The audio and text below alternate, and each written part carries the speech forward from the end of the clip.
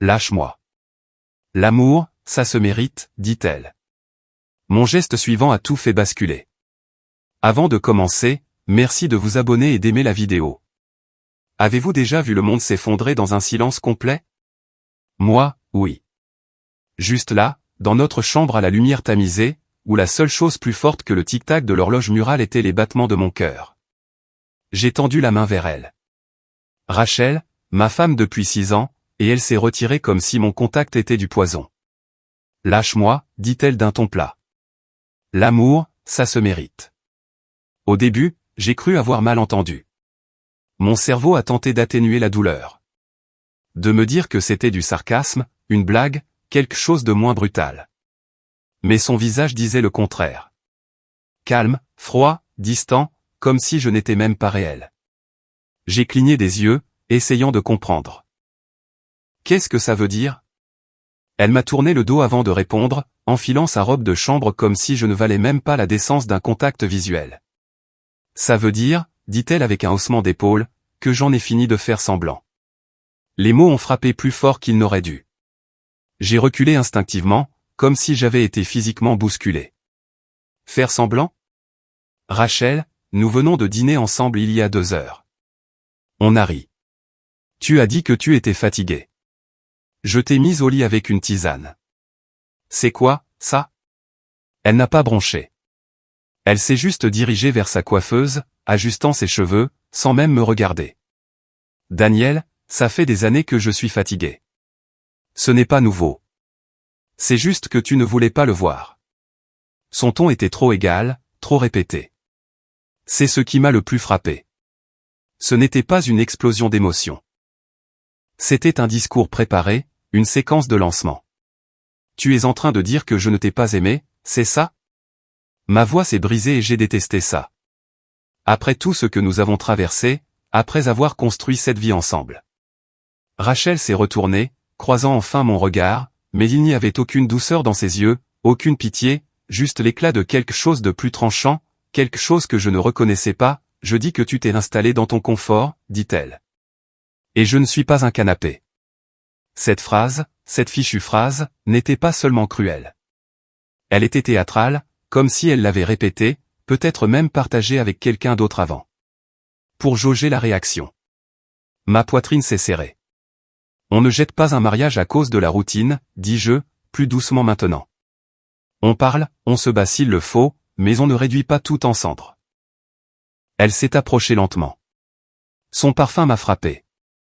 Une odeur que je trouvais autrefois réconfortante, maintenant agressive. Je n'ai rien réduit en cendres, Daniel, dit-elle à voix basse. Tu l'as laissé pourrir.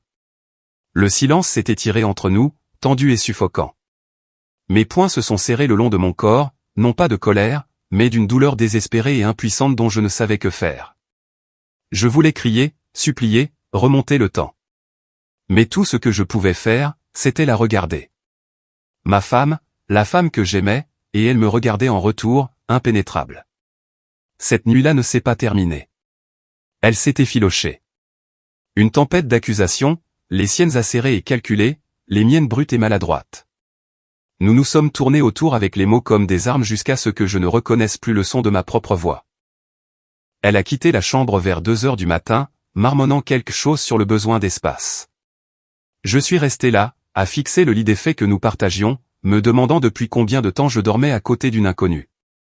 Maintenant, je devrais peut-être expliquer quelque chose. Je m'appelle Daniel Roer, 38 ans. Je travaille dans la gestion des risques pour une entreprise de logistique près de Seattle.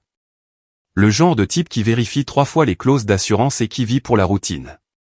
Les lundis, c'est la salle de sport. Les jeudis, je cuisine. Je dis merci au barista et j'envoie les cartes d'anniversaire à temps. Je pensais que ces choses faisaient de moi quelqu'un de fiable. Il s'est avéré que pour Rachel, elle me rendait invisible. Nous nous sommes rencontrés il y a 7 ans lors d'une conférence. Elle était conférencière principale sur le marketing durable. Intelligente, vive d'esprit, magnétique. Le genre de femme qui savait comment entrer dans une pièce et la posséder. Je suis tombé éperdument amoureux. Elle disait que je lui donnais un sentiment de sécurité. Mais maintenant elle disait que je lui donnais l'impression d'être coincé.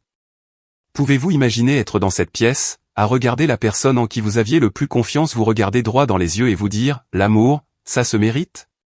Comme si vous aviez échoué à un test dont vous ignoriez l'existence. Je n'ai pas dormi cette nuit-là, je suis juste resté assis dans le salon à regarder les phares des voitures glisser sur les murs. Et quelque part entre minuit et le lever du soleil, j'ai fait un vœu silencieux. Je découvrirai la vérité. Quoi qu'elle ne dise pas, je le trouverai. Ce qui a suivi, je n'y étais pas préparé. Le soleil filtrait à travers les stores de la cuisine comme si rien n'avait changé. Comme si le monde ne s'était pas fracturé 12 heures plus tôt. Je me tenais au comptoir, versant du café dans ma tasse en céramique habituelle, celle que Rachel m'avait offerte pour notre 2e anniversaire. À l'homme qui n'oublie jamais d'éteindre les lumières, était-il écrit. Avant, je trouvais ça adorable. Maintenant, ça se lisait comme du sarcasme gravé dans la céramique. Elle était déjà assise à l'îlot de cuisine, les jambes croisées, une robe de chambre soigneusement nouée à la taille, faisant défiler son téléphone comme si nous n'avions pas échangé de grenades verbales la nuit précédente. Aucune trace du venin de la veille, ni sur son visage, ni dans sa posture, rien. « Bonjour », dis-je, parce qu'une partie de moi s'accrochait encore aux fantômes de notre routine. Elle ne leva pas les yeux. MMH, je pris le siège en face d'elle, posant doucement mon café. « C'est quelque chose que j'ai fait ?» Les mots m'échappèrent avant que je puisse les adoucir. Les rendre tactiques. Ils sont juste sortis, bruts. Honnêtes. Rachel expira légèrement par le nez. Toujours en train de faire défiler. Tout ne tourne pas autour de toi, Daniel. C'est tombé comme une gifle. Non pas à cause de ce qu'elle a dit, mais de la facilité avec laquelle elle l'a dit. Alors, qu'est-ce que c'est, demandai-je. Parce que je ne peux pas prétendre que tout va bien. Tu as dit des choses hier soir qui... Elle me regarda enfin, levant un sourcil. On était sous le coup de l'émotion. Les gens disent des choses. Ma main se resserra autour de la tasse. Tu as dit que l'amour devait se mériter. J'ai aussi dit que j'étais fatigué. Sa voix était sèche, presque ennuyée. Elle se retourna vers son téléphone, son pouce faisant défiler l'écran vers le haut. Ses doigts étaient parfaitement manucurés, vernis d'un rose pâle. Elle se faisait toujours les ongles le dimanche soir avec un verre de chardonnay. Je la regardais en pensant que c'était un de ces moments de mariage calme et beau, domestique et doux. Maintenant, ça ressemblait juste à une armure. Je sirotais le café. Amer. J'avais oublié le sucre. Tu agis comme si c'était normal, dis-je tranquillement. Mais ça ne l'est pas, Rachel se pencha en arrière, posant enfin son téléphone face contre la table. Daniel, toutes les conversations ne sont pas une crise. On a eu une mauvaise passe. Ça arrive. Je l'ai étudié. Il y avait quelque chose de nouveau dans son ton, un détachement répété, comme si elle avait déjà eu cette conversation ailleurs, avec quelqu'un d'autre. J'essaie, dis-je. Tu le sais, n'est-ce pas? Elle pencha légèrement la tête, comme si je venais de proposer de réparer un petit appareil électroménager. C'est gentil. C'est gentil. Je la fixai, espérant ne serait-ce qu'une lueur d'émotion derrière son extérieur froid, mais elle était impénétrable, comme du marbre. L'air entre nous redevint épais. Le genre de silence qui n'était pas naturel, plutôt une confrontation. Je réalisais alors que je ne luttais pas seulement contre la distance. Je luttais contre l'apathie. Et à bien des égards, c'est pire. Tu ne vas pas me dire ce qui se passe vraiment, n'est-ce pas, demandai-je. Elle m'offrit un mince sourire. Tout n'a pas besoin d'être disséqué. Ma mâchoire se crispa.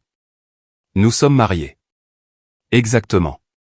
Elle se leva, attrapant son smoothie sur le comptoir. Alors peut-être que tu devrais arrêter d'agir comme si c'était ta première déception. Ça m'a coupé le souffle. Elle sortit de la cuisine sans un second regard. Je suis resté assis là pendant encore 10 minutes, fixant l'espace vide qu'elle avait laissé derrière elle, essayant de rejouer chaque faux pas, chaque moment où j'avais manqué les signes. Mais que faites-vous quand quelqu'un a déjà réécrit le récit et vous a jeté dedans comme une pensée après coup? Que feriez-vous? Parce que je vais vous dire ce que j'ai fait. Je suis resté assis dans cette cuisine à siroter un café amer et je me suis fait une promesse silencieuse. Si Rachel voulait agir comme si de rien n'était, je la laisserais faire. Mais je l'observerais, et finalement, j'arriverais à la vérité, même si ça devait faire mal. Ce soir-là, je me suis retrouvé sur le parking au bitume fissuré derrière le Max Bar, notre endroit habituel depuis l'université. Le genre d'endroit avec juste assez de lumière tamisée et trop d'écrans plats diffusant n'importe quel match en cours. Le jazz était discret ce soir-là. Assez doux pour brouiller les conversations de fond, mais pas assez pour noyer vos pensées. J'avais besoin de ce genre de bruit. Chris et Jordan étaient déjà à l'intérieur, installés dans notre box habituelle près du jukebox. Jordan a levé son verre quand il m'a vu, et Chris m'a fait ce rapide signe de tête qu'il faisait toujours quand les choses n'allaient pas, mais qu'il ne voulait pas le dire à voix haute. « Daniel », dit Jordan en se décalant pour faire de la place. « Mec, on dirait que tu viens de te prendre un train de marchandises en pleine face. » « Pas loin », marmonnai-je en m'installant. Plutôt un délit de fuite émotionnelle. Ils n'ont pas insisté. C'est pour ça que j'étais venu, parce que certaines amitiés n'exigent pas d'explication. Pas tout de suite. La serveuse est passée. J'ai commandé mon whisky sec habituel. Elle m'a fait un petit sourire puis a disparu. Chris s'est penché le premier. Alors, tout va bien à la maison. Ça a fait sauter le barrage. Je n'ai pas dramatisé. Je n'ai pas enrobé ça de pitié. Je leur ai juste raconté ce que Rachel avait dit la nuit dernière. Ces mots. La façon dont elle me regardait comme si j'étais un impôt. Le froid auquel elle ne s'attendait pas. Quand j'en suis arrivé à la partie sur « l'amour, ça se mérite », Chris a même laissé échapper un petit sifflement. Jordan s'est contenté de fixer sa bière en secouant la tête. « Elle a vraiment dit ça ?» demanda Chris, les sourcils haussés. Mot pour mot, dis-je. Jordan a finalement parlé. C'est calculé, mec. Pas juste de la blessure. Ça ressemble à un coup monté. J'ai hoché lentement la tête. C'est ce que j'ai ressenti. Comme si elle voulait provoquer quelque chose. Me pousser à réagir. Elle essaie de déclencher une dispute, demanda Chris. Non, dis-je, elle essaie de mettre fin à quelque chose discrètement, sans avoir à admettre qu'elle l'a déjà fait. Ils se sont tus à cette remarque. Et pendant un moment, j'ai eu l'impression de respirer à nouveau, juste d'être avec des gens qui me regardaient encore comme si j'avais de l'importance, qui ne me regardaient pas à travers un prisme de jugement ou d'indifférence. Écoute, peut-être qu'elle traverse une mauvaise passe, proposa Jordan. Bien sûr, dis-je. Mais quand quelqu'un que tu aimes commence à se cacher derrière ce genre de condescendance, tu ne l'oublies pas, Chris se pencha en arrière. Je suis sérieux maintenant. Promets-nous juste une chose. Quoi donc?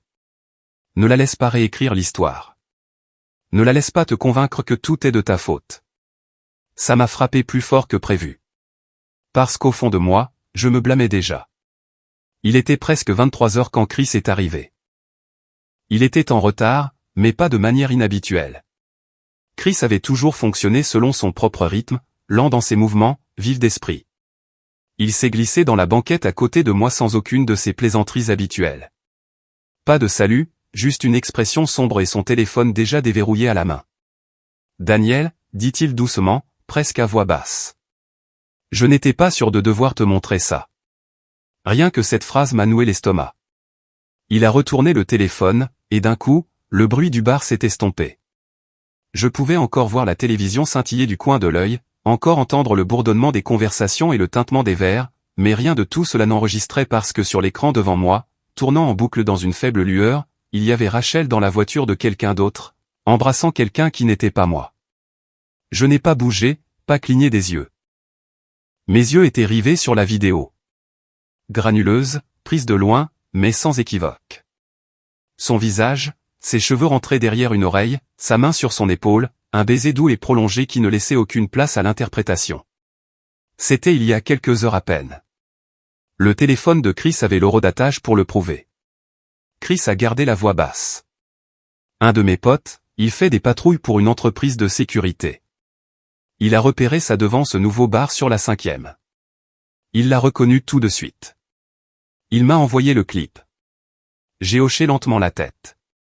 La douleur ne se manifeste pas toujours par un cri. Parfois, elle est silencieuse, une torpeur lente et envahissante.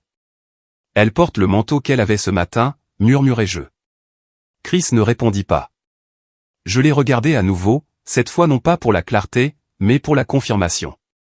Elle semblait à la fois familière et étrangère. la même femme pour qui je préparais des pancakes le dimanche, qui savait comment j'aimais mes œufs et où je gardais les têtes de brosse à dents de rechange, maintenant drapée sur la console centrale d'un autre homme, comme si c'était sa place. Elle a dit qu'elle travaillait tard, dis-je. Jordan fixa sa bière, secouant la tête. Incroyable. Mais ça ne l'était pas. C'était le pire.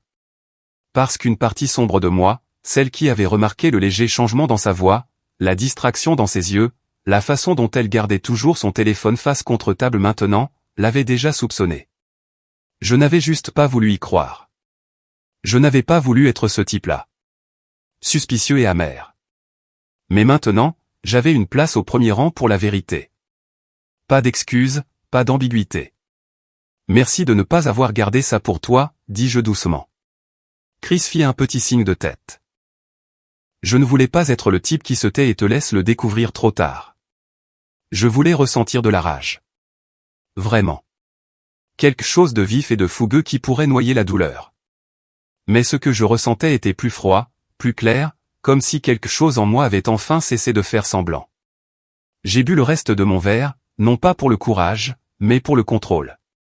Mes mains tremblaient, mais mon esprit n'avait jamais été aussi stable. Je me suis levé, jetant quelques billets sur la table. Je rentre à la maison. Chris et Jordan n'ont pas posé de questions. Ils n'en avaient pas besoin. Ils m'ont juste regardé partir, leurs yeux lourds de quelque chose qui ressemblait à du deuil. En sortant dans la nuit, l'air m'a giflé, frais et vif, comme s'il avait quelque chose à dire. Ma voiture était garée sous un lampadaire cassé. Et en me glissant dans le siège du conducteur, je me suis regardé dans le rétroviseur. Je n'ai pas vu une victime. J'ai vu un homme qui savait exactement ce qui allait suivre. La maison était silencieuse quand je suis entré. Trop silencieuse. Le genre de silence où même vos pas ont l'impression d'être une intrusion. Rachel était dans le salon, recroquevillée sur le canapé avec une couverture sur les jambes et un verre de vin à la main. Elle a levé les yeux quand je suis entré, comme si j'étais en retard à une réunion à laquelle je ne savais pas que j'étais convoqué. « Salut », dit-elle, comme si l'air entre nous n'était pas empoisonné, comme si je ne l'avais pas vu les lèvres collées à celles d'un autre homme moins de 3 heures auparavant. Je n'ai rien dit, je suis juste passé devant elle, calme et posé, en direction de notre chambre. J'ai ouvert le placard, attrapé le sac de sport que nous utilisions pour les week-ends, et j'ai commencé à emballer ses affaires. Chemise, pantalon, chargeur, produits de soins, chaque parcelle de sa vie qui n'avait plus sa place sous ce toit. Derrière moi, j'ai entendu sa voix se faire plus forte. « Daniel, qu'est-ce que tu fais ?» Toujours silencieux, toujours stable. Au moment où elle est apparue dans l'encadrement de la porte, les yeux grands ouverts, les bras croisés, je fermais la fermeture éclair du sac. Elle a ri, un rire sec et incrédule. « C'est ton grand moment ? Ta petite crise de nerfs parce que je suis rentré tard. » J'ai soulevé le sac et je suis passé à côté d'elle sans répondre.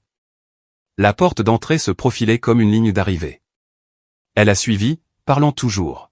« Sérieusement, tu vas emballer mes affaires sans même me parler d'abord ?» J'ai ouvert la porte d'entrée. L'air nocturne s'est engouffré comme un renfort. Frais, pur, honnête. Rachel se tenait à quelques mètres derrière moi, les bras toujours croisés comme si elle jouait l'agacement pour un public. J'ai posé le sac sur le porche, je me suis tourné vers elle et j'ai enfin parlé. « Tu pars maintenant. » Elle n'a même pas scié. « Waouh, tu manques de confiance en toi. » « Tu sais ça ? » « Quoi ? » J'ai oublié de répondre à un texto ?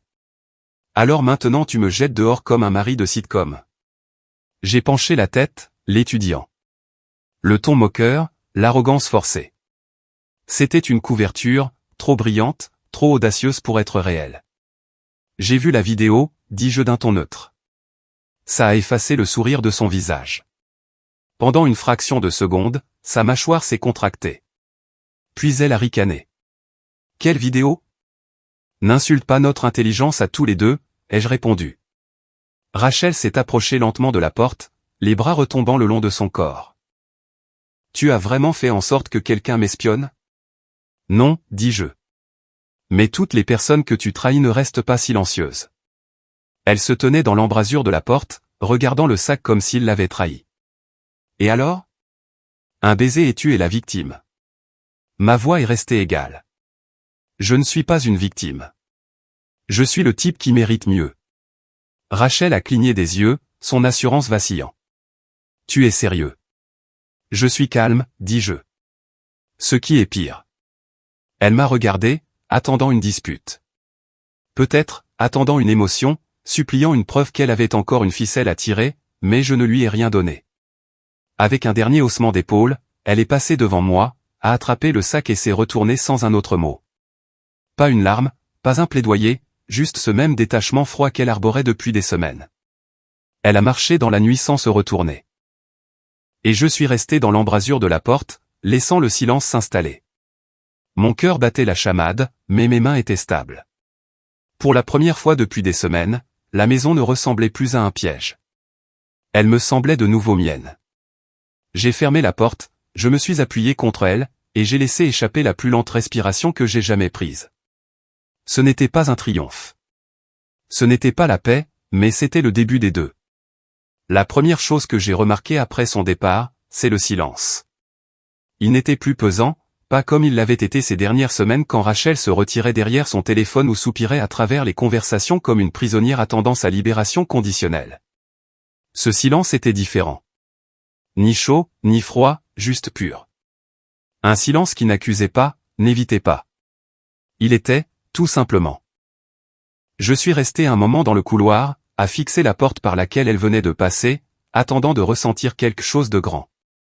Du chagrin, de la fureur, du regret. Mais ce n'est pas venu. À la place, il y avait ce calme étrange et constant en moi, comme si ma poitrine avait été remplie de parasites pendant des mois et que quelqu'un avait enfin trouvé l'interrupteur. J'ai traversé la maison lentement, comme si je la voyais pour la première fois. Le canapé portait encore l'empreinte de l'endroit où elle s'était assise. Une tasse tachée de rouge à lèvres reposait sur la table basse, à moitié pleine de son cabernet préféré. Son écharpe était encore jetée sur le dossier d'une chaise de la salle à manger.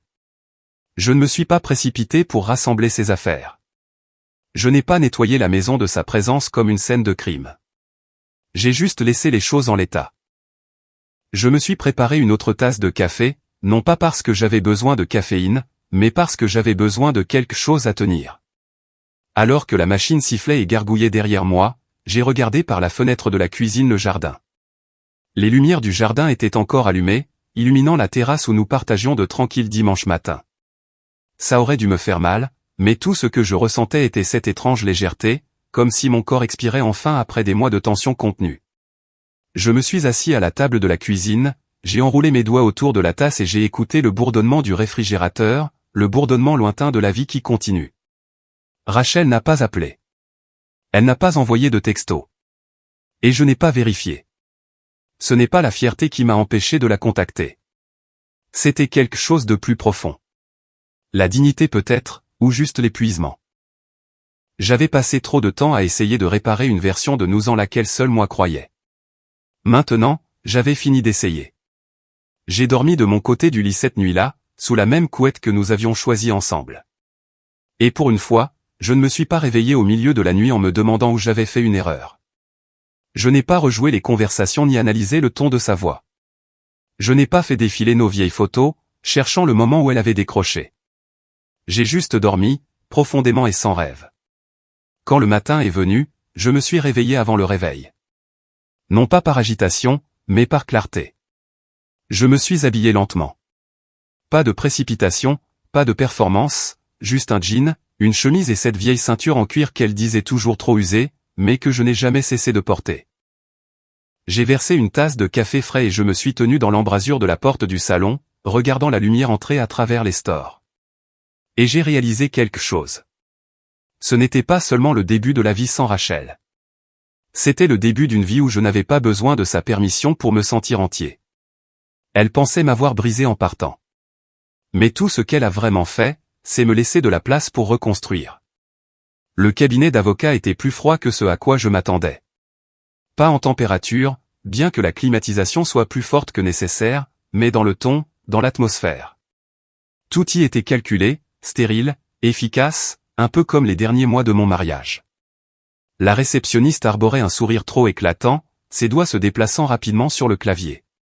Elle n'a pas posé de questions, a juste indiqué la salle d'attente et m'a dit que l'avocat serait avec moi sous peu. J'ai hoché la tête et j'ai pris place.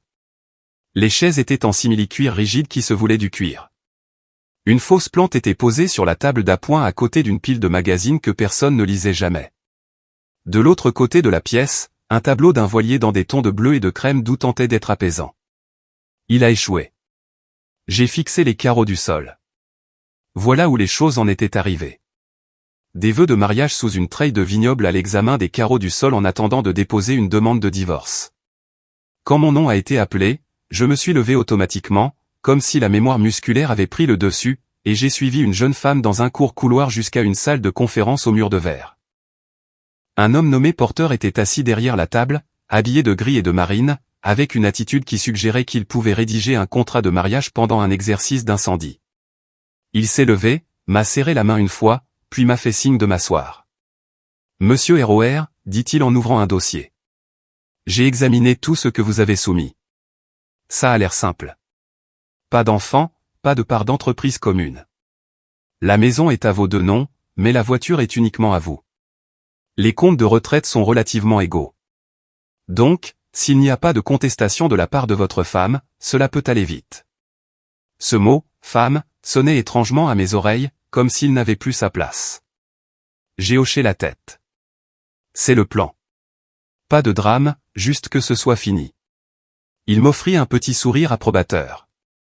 J'aurai une ébauche prête pour votre examen d'ici jeudi. À partir de là, si les 2 signatures sont déposées rapidement, vous pourriez être finalisé dans les 90 jours. 90 jours, 3 mois. C'est tout ce qu'il faudrait pour effacer une décennie. Il a fait glisser un formulaire préliminaire sur la table. Vous devrez parapher ici, ici, et signer en bas. Juste pour confirmer l'intention de procéder. J'ai pris le stylo. Ma main n'a pas tremblé. Je n'étais pas insensible, mais je n'étais pas fragile non plus. C'était comme écrire la dernière phrase d'un livre qui avait commencé magnifiquement mais qui vivait dans son épilogue depuis bien trop longtemps. Quand ce fut fait, j'ai rendu le papier. Porter a fait un signe de tête satisfait. Nous vous recontacterons. En partant, la réceptionniste m'a gratifié d'un autre de ses sourires polis et j'ai réalisé que c'était la routine pour eux. Un autre lien brisé, un autre client, un autre dossier dans l'armoire. Mais pour moi, c'était la fin de toute une architecture d'espoir. Je suis sorti dans la lumière du milieu de matinée. Le ciel était couvert, pas maussade, juste sobre, comme s'il savait ce qu'était ce jour. Je suis resté assis dans ma voiture un long moment avant de démarrer le moteur. Juste à respirer, juste à laisser le calme s'installer. La paperasse était simple, mais la dignité, cette partie-là, c'était à moi de la porter. Je n'étais pas là pour me venger. Je n'étais pas là pour prouver que j'avais raison. J'étais là parce que je méritais d'avancer avec quelque chose de réel. Pas de manipulation, pas de moquerie, pas une maison remplie de silence et de regards de travers. Et même si une partie de moi souffrait encore, regardait encore en arrière, je savais que ceci était vrai, Rachel avait choisi ses jeux. J'avais choisi la clarté. Il a fallu un peu plus d'une semaine au détective privé pour me recontacter. Il s'appelait Grayson, ancien flic, début de la soixantaine. Il avait l'air d'avoir fumé pendant chaque planque de sa vie. Il portait une vieille eau de Cologne et avait cette façon calme et étudiée de parler, comme s'il était habitué à annoncer de mauvaises nouvelles à dose mesurée. Nous nous sommes rencontrés dans un dîner près de LI 90, le genre d'endroit où le café est toujours un peu brûlé et où personne ne vous demande pourquoi vous êtes là à midi un jeudi. Grayson s'est glissé dans la banquette, une enveloppe en papier craft déjà à la main. J'ai suivi le type pendant 4 jours, dit-il, sautant les banalités. Il s'appelle Brent Foster, 34 ans, travaille dans l'informatique pour une start-up en ville. Divorcé, pas d'enfant, vit dans un condo en location près de Harmon. Il a fait glisser l'enveloppe sur la table. Je l'ai fixée un instant avant de l'ouvrir. À l'intérieur, il y avait des photos. Floues, spontanées, intrusives. Rachel et Brent à une station-service, dans un café, une fois dans ce qui ressemblait à un hall d'hôtel.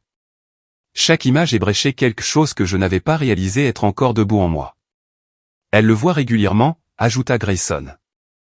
Habituellement les soirs de semaine, de courtes fenêtres, parfois juste une demi-heure. Assez de temps pour, il marqua une pause, haussa les épaules. Vous savez. Je n'ai pas bronché.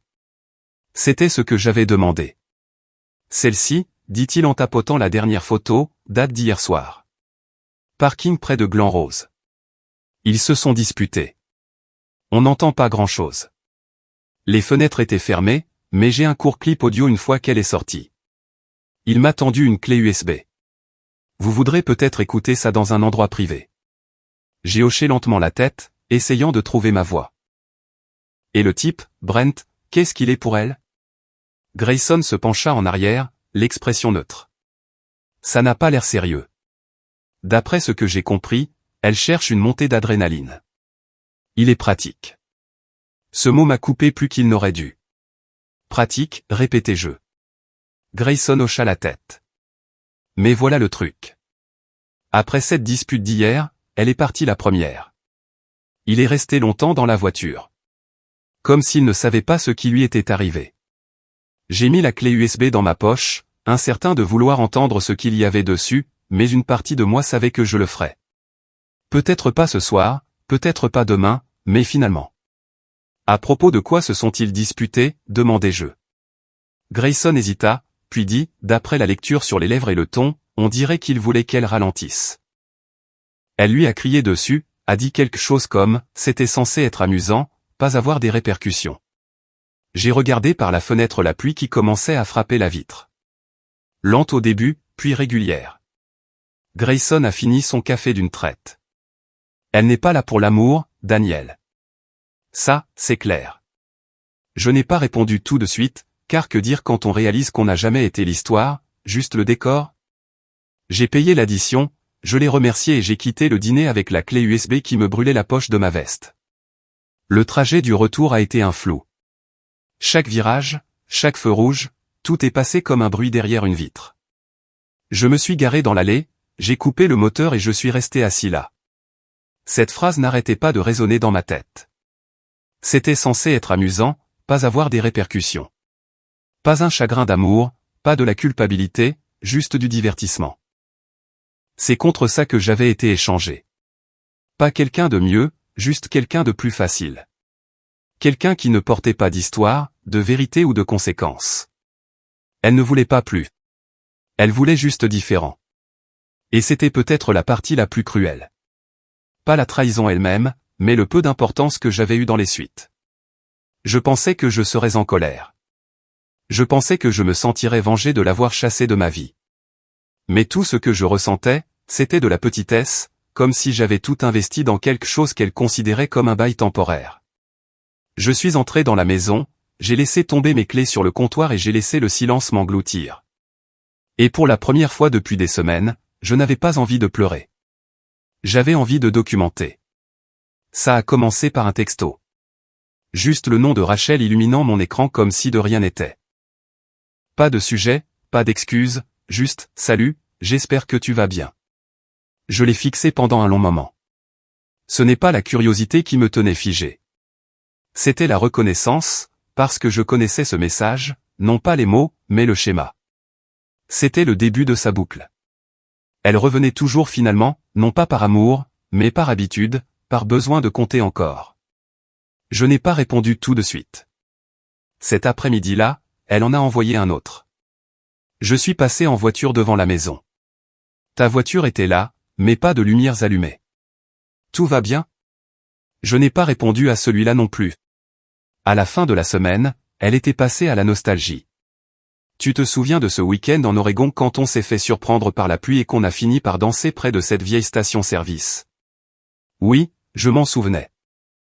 Je me souvenais aussi comment elle s'était moquée de moi 2 semaines auparavant parce que je vivais toujours dans le passé. Le silence a dû la déstabiliser car le message suivant est arrivé avec une photo de nous de ce voyage, mon bras autour d'elle, tous les deux riant de quelque chose hors champ. On avait l'air heureux parce qu'à ce moment-là, on l'était. Mais cet homme sur la photo, il n'avait pas rencontré Brent. Il n'avait pas fait un sac et l'avait posé sur le porche. Il n'avait pas entendu sa femme dire que l'amour devait se mériter. Je n'ai pas répondu. Alors Rachel a changé de tactique. Ce dimanche-là, j'ai reçu un message qui disait « On peut parler ?» Juste parler. J'ai l'impression que tout est devenu si tordu. Tu me manques. Et je dois admettre que ça a touché quelque chose. Non pas parce que je la croyais, mais parce que ces mots signifiaient autrefois quelque chose de sacré. Il venait autrefois de la même femme qui traçait ma mâchoire avec ses doigts le matin, qui me murmurait des promesses dans le cou. Qui savait quelles céréales je cachais au fond du placard quand je disais que j'étais au régime. Mais maintenant, il venait de quelqu'un qui voyait les excuses comme une stratégie, le regret comme un levier. Alors j'ai répondu. Pas avec chaleur, pas avec cruauté, juste avec contrôle. S'il y a quoi que ce soit de pertinent concernant les documents du divorce, envoie-moi un email. Sinon, je te souhaite le meilleur. 3 minutes plus tard, les bulles de frappe sont apparues, puis ont disparu, puis sont réapparues. Et finalement, un autre message est arrivé. Waouh, si froid. Je suppose que c'est vraiment qui tu es maintenant. Je n'ai pas répondu, parce que oui, c'est qui je suis maintenant. Froid. Non pas par vengeance, mais par clarté. Pendant des semaines, elle a continué à essayer. Des petites prises de nouvelles, des tentatives de réécrire l'histoire. Je voulais juste dire que je suis fier de la façon dont tu as géré tout ça. Tu as toujours été le plus stable. Tu n'as pas besoin de m'ignorer pour prouver quelque chose. Chacun était une torsion subtile du couteau enveloppé de soie. Chacun a été classé dans un dossier sur mon ordinateur portable. Oui, j'ai documenté chaque mensonge. Chaque phrase à pas. Chaque rétropédalage déguisé en gentillesse. Non pas pour en faire des armes, mais pour les voir. Pour avoir des preuves du registre émotionnel que j'ignorais autrefois. Les années de culpabilité déguisées en grâce. La façon dont elle transformait la vérité en récit. Je n'avais plus besoin de gagner. J'avais juste besoin de me souvenir. Et ce souvenir était enfin, heureusement, suffisant. Je l'ai invitée à dîner. Pas de prétexte, pas d'excuse, juste un court message. Si tu es sérieuse pour parler, viens vendredi à 19h. Elle a répondu en moins de 5 minutes. J'y serai. J'ai passé tout le jeudi à me préparer. Pas la maison, moi-même. Mentalement, émotionnellement, j'ai relu chaque message qu'elle avait envoyé. Chaque fois qu'elle a essayé de transformer la culpabilité en appât, chaque fois qu'elle a qualifié ma dignité de froideur. Et quand le vendredi est arrivé, j'ai préparé la scène exactement comme elle s'y attendait. Lumière des bougies, son pinot noir préféré qui respirait sur la table, un steak reposant sous une feuille d'aluminium dans le four, une playlist de jazz doux en fond sonore, la même que nous écoutions quand les choses allaient bien. Je portais la chemise bleu marine dont elle avait dit un jour qu'elle me donnait l'air de savoir ce que je faisais de ma vie. Elle est arrivée 5 minutes en avance, enveloppée dans un doux manteau vert que je reconnaissais de dizaines de meilleurs souvenirs. Elle était belle, et c'était intentionnel. Ça sent divinement bon, dit-elle en entrant comme si elle n'avait pas incendié l'endroit auparavant. Je lui ai fait un petit signe de tête, sans un mot, et j'ai indiqué la salle à manger. Nous nous sommes assis. Nous avons versé du vin. J'ai demandé des nouvelles de son travail. Elle a répondu prudemment. Elle m'a demandé si je voyais quelqu'un. Je lui ai dit que j'avais trouvé la paix. Ça l'a prise au dépourvu. Tu as toujours su rendre le calme noble, dit-elle en faisant tourner son verre. Et toi, tu as toujours su rendre le chaos intentionnel, ai-je répondu d'un ton égal. Elle a souri, toujours aussi vive. Je me suis penché en arrière dans ma chaise, l'observant. L'observant vraiment. La façon dont elle balayait la pièce du regard, comme pour essayer de trouver quelque chose qui lui appartenait encore. Après une pause, elle a posé son verre et s'est penchée en avant. Daniel, dit-elle d'une voix douce. J'ai fait des erreurs. Je le sais. Mais on n'est pas obligé de tout jeter. Les gens se remettent de pire. J'ai penché la tête. Elle s'est approchée, trop près, et a posé une main sur mon genou, exactement comme elle le faisait avant. Sa voix a baissé. Je t'aime encore, a-t-elle murmuré. Et puis elle est montée doucement sur mes genoux, posant ses bras autour de mes épaules comme si nous ne nous étions jamais séparés. C'était une bonne performance. Mais ce n'était que ça, une performance. J'ai laissé le silence s'installer, je l'ai laissé s'installer, puis j'ai parlé doucement, mais assez sèchement pour trancher l'illusion. Quel mensonge, tu sais. Ses sourcils se sont froncés, confuses. J'ai attrapé sous la table un dossier que j'ai placé à côté de nous. Puis une photo encadrée, elle dans la voiture de Brent. L'image fixe de cette vidéo. Elle s'est figée. J'ai regardé dans ses yeux et j'ai terminé ma phrase. Je t'ai aimé pour ta langue bien pendue, et maintenant j'en ai payé le prix. Ses lèvres se sont entr'ouvertes, mais aucun son n'est sorti. Je me suis levé lentement, la laissant glisser de mes genoux pour retomber sur sa chaise. Son équilibre a vacillé. C'était la première fois que je la voyais incertaine depuis des années. Le dossier s'est ouvert. Les papiers du divorce, soigneusement imprimés, avec son nom déjà tapé en haut. Elle les a fixés, puis m'a regardé. « Tu avais prévu ça. »« Non, dis-je. C'est toi qui as écrit l'histoire. » Je me suis contenté de la lire à voix haute. Pour la première fois depuis qu'elle était revenue chez moi, Rachel n'avait pas de mots, pas de pirouette, pas d'angle d'attaque. Juste le silence et un visage qui avait enfin laissé tomber son masque. J'ai ramassé la photo doucement et je l'ai glissée dans l'enveloppe. Tu peux les signer ce soir ou demander à ton avocat de les envoyer. Quoi qu'il en soit, nous en avons fini ici. Elle s'est levée, les yeux brillants, mais aucune larme n'a coulé. Pas encore. Et je n'ai pas bronché. Pas cette fois. Cette fois, je l'ai regardé partir, et je n'ai pas ressenti de perte. J'ai senti que la page était tournée. Les mois ont passé, les saisons ont tourné, les documents judiciaires ont été traités, et le nom de famille de Rachel est redevenu son nom de jeune fille, aussi discrètement qu'elle était partie cette nuit-là. Il n'y a pas eu de drame au tribunal, pas d'éclat final, juste des signatures, des scans et du silence. Exactement comme je le voulais. C'est étrange, la guérison. Ce n'est pas une musique triomphale ou le fait de se tenir au sommet d'une montagne en criant dans le vent. C'est plus simple. C'est faire du café le matin et réaliser que vous n'avez pas pensé à ses envies. C'est plier le linge sans commenter ce qu'elle faisait différemment. C'est entendre votre nom dans le rire de quelqu'un d'autre et ne pas vous préparer à l'impact. Un vendredi soir, je me suis retrouvé au Max Bar. Même banquette, mêmes amis. Chris en était déjà à sa deuxième bière quand je suis arrivé. Et Jordan avait annulé à la dernière minute pour un drame d'enfant, ce qui, nous en étions tous d'accord, était probablement un code pour une soirée cinéma avec du popcorn et zéro interruption. L'homme de la situation, dit Chris alors que je me glissais sur le siège en face de lui. Tu as l'air moins hanté. J'ai ri. C'est le but. La serveuse a apporté nos boissons et Chris a levé son verre, au nouveau départ. Nous avons trinqué et le moment s'est attardé. Je ne t'ai jamais remercié correctement, dis-je, pour m'avoir montré cette vidéo, pour ne pas t'être tu. Chris secoua la tête.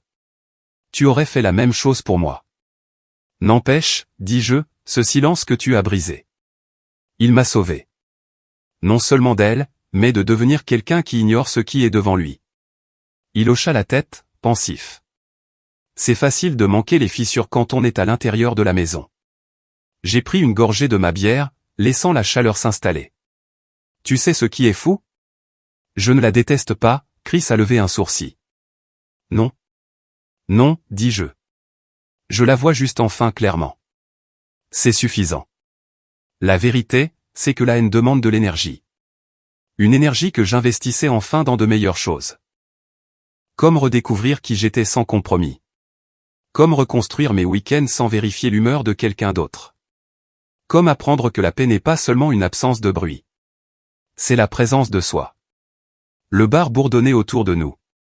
Des visages familiers. Une musique douce. La banalité réconfortante de la vie qui avance. Et dans ce petit coin de banquette, avec une bière à moitié finie et le murmure du jazz flottant dans l'air, j'ai ressenti quelque chose que je n'avais pas ressenti depuis longtemps. De la pureté. Pas du bonheur. Pas de l'euphorie, juste de la pureté. Chris se pencha en arrière en s'étirant. Alors, quelle est la suite? J'ai souri. Tout ce que je veux. Et pour la première fois depuis des années, je le pensais vraiment. Si cela vous arrivait, seriez-vous resté silencieux ou auriez-vous tracé la ligne comme Daniel? Dites-le moi dans les commentaires ci-dessous.